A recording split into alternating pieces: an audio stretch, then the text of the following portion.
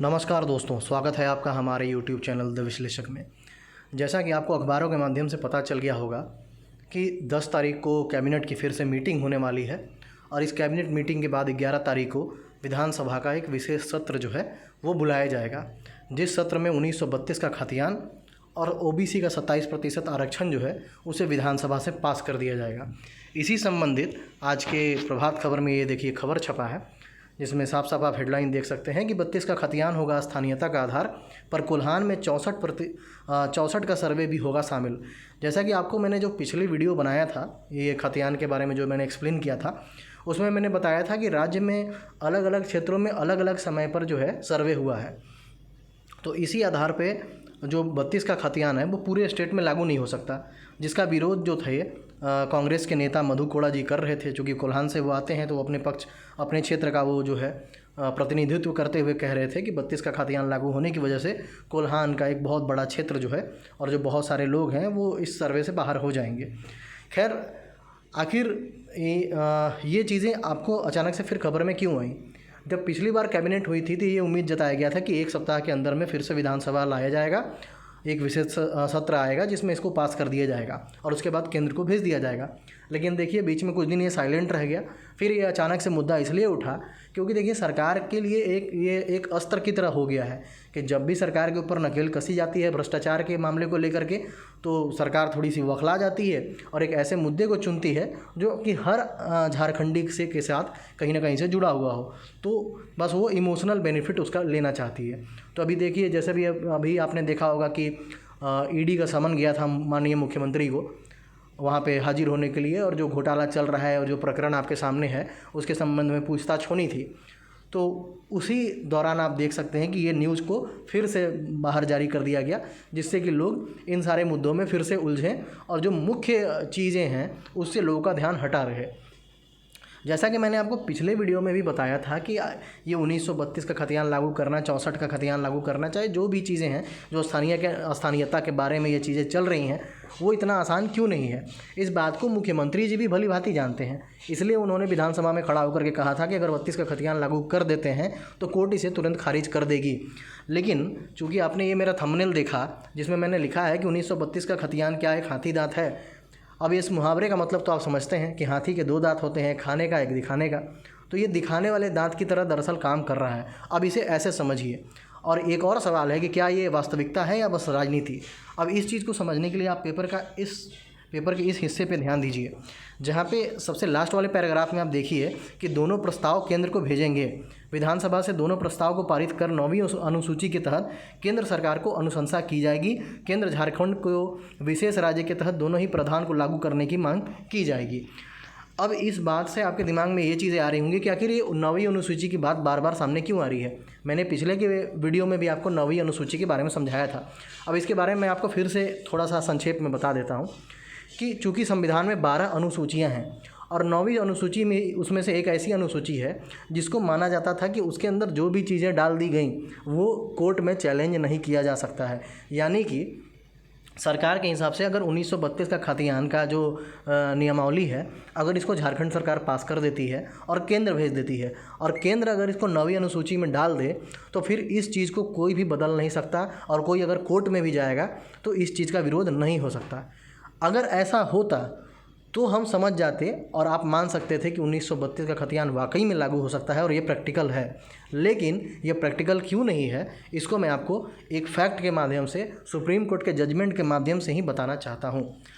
आप ये देख सकते हैं 1973 में सुप्रीम कोर्ट में मामला आया था, वमन Rao versus union of India का मामला आया था, जिसमें सुप्रीम कोर्ट की जो कॉन्स्टिट्यूशन यानी संवैधानिक पीठ थी उसने ये चीज़ें क्लियर की कि जो भी मामले 24 अप्रैल 1973 के बाद 9वीं अनुसूची में शामिल होंगे, अगर वो किसी भी प्रकार से मौलिक अधिकारों का उल्लंघन करते हैं तो उस चीज़ का जुडिशियल रिव्यू हो सकता है, यानी कि उस चीज़ की न्यायिक समीक्षा हो सकती है।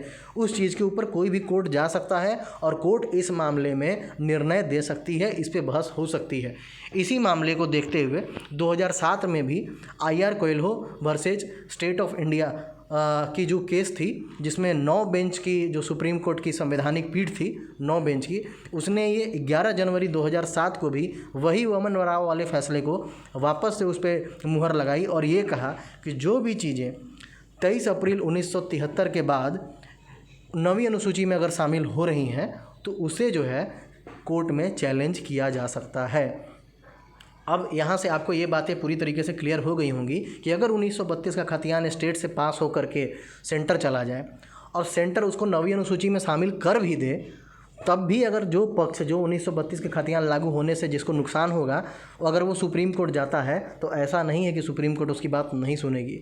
वामन राव वाले फैसले और IR कोएल्हो वाले फैसले, जिसमें 9 बेंच की जो सुप्रीम कोर्ट की कॉन्स्टिट्यूशन बेंच थी, जो फैसला उसने दिया था, उसके आधार पे ये जो चीज़ें हैं ये संविधान की मौलिक अधिकारों का उल्लंघन करेंगी। संविधान की आर्टिकल 19, 21, 16 जो भी मौलिक अधिकार हैं, जिसमें रहने का अधिकार, रोजगार का अधिकार, जो भी चीज़ें आपको मौलिक अधिकार में मिलती हैं, चूँकि 1932 के खतियान की वजह से उसका उल्लंघन होगा, इसलिए जाहिर सी बात है जिसको नुकसान होगा वो तो कोर्ट जाएगा ही।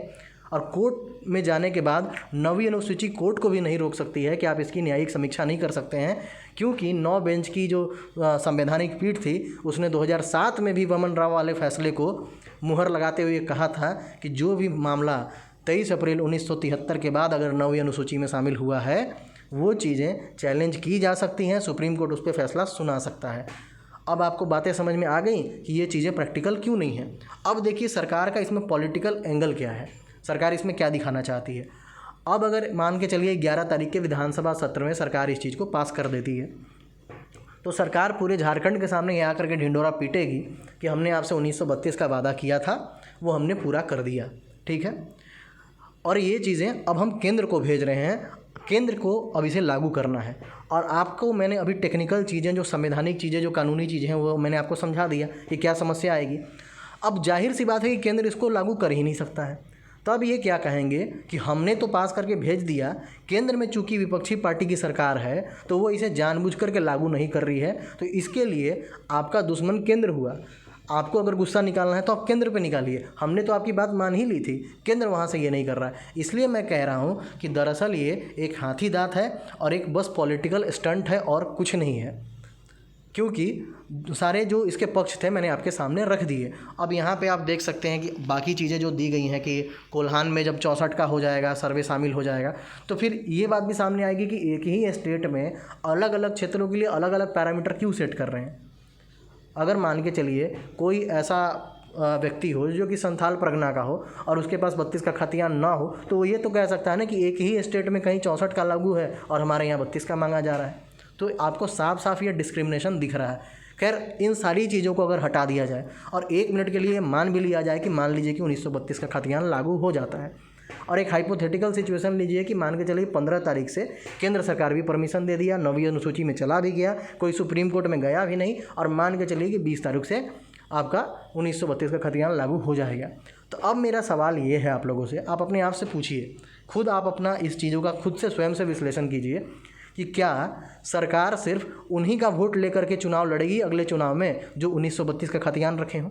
क्या सरकार उन मंत्रियों को मंत्रिमंडल से हटाएगी जिनके पास 1932 का खतियान नहीं है? क्योंकि वो भी तो एक प्रकार की नियुक्ति है, मंत्रियों की नियुक्ति होती है ना, वो भी तो एक प्रकार की नियुक्ति है।